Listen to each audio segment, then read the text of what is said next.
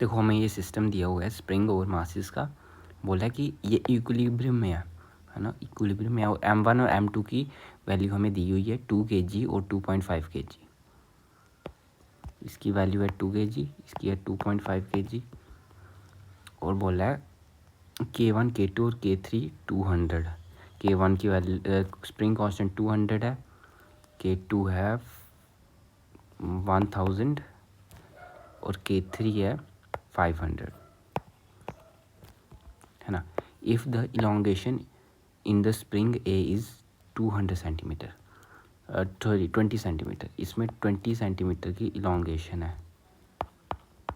20 centimetre की elongation है, मतलब ये फोर्स कहाँ को लगा रहा होगा, ऊपर को, है ना। और कहा है the compression in the spring C is 1 centimetre.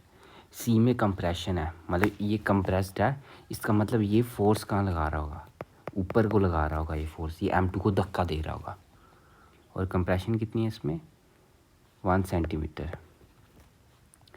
हमें बताना है find out the elongation in the spring B. Spring B में इलोंगेशन कितनी होगी, मतलब ये इलोंगेट होगा। जब इलोंगेट होगा ना तो ये फोर्स कहाँ को, नीचे को लगा रहा होगा F3। तो हमें ये निकालना है। अब देखो ये इक्विलिब्रियम मतलब ये जो बॉल है, ये पुल्ली है, इस पे जो फोर्स ऊपर को लग रहा होगा और जो नीचे को लग रहा होगा वो सेम होगा, है ना। तो ऊपर को फोर्स कितना लग रहा होगा, इसमें ऊपर को लग रहा है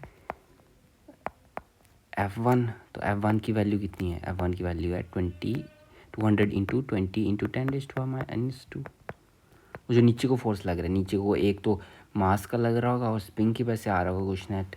पहले इस वाली साइड में निकालते हैं। इस वाली साइड में क्या होगा, 2.5 इंटू 10 नीचे को लग रहा है मास की वजह से, और माइनस F2 हो जाएगा, क्योंकि F2 यहाँ पे कंप्रेस है ना, तो वो ऊपर को लगा रहा होगा। तो माइनस कितना हो जाएगा, 500 इंटू 1 इंटू 10⁻²। और वैसे तीसरे में क्या होगा, अब ये M1 भी नीचे को फोर्स लगा रहा है और स्प्रिंग भी नीचे को फोर्स लगा रहा है, तो प्लस M1 की वैल्यू है 2 इंटू 10 mg, और स्प्रिंग की वजह से कितनी हो जाएगी 1000 इंटू x इंटू 10⁻²। हम x को सेंटीमीटर में निकाला है ना हमने, तो यहाँ से क्या आ जाएगा, ये कैंसिल, 40 यहाँ से 25 माइनस 5 प्लस 20 प्लस 10x। तो यहाँ से क्या आ जाएगा, यहाँ देखो ये पूरा 40 बन रहा है, ये 40 कैंसिल हो जाएगा, तो मतलब 10x इक्वल्स टू 0 आ गया। तो x की वैल्यू क्या आ जाएगी, x की वैल्यू 0, मतलब ये इलोंगेट ही नहीं होगा, ये अपनी नेचुरल लेंथ में रहेगा, तब ये पूरा सिस्टम बैलेंस हो जाएगा। तो हमारा 0 आ गया आंसर।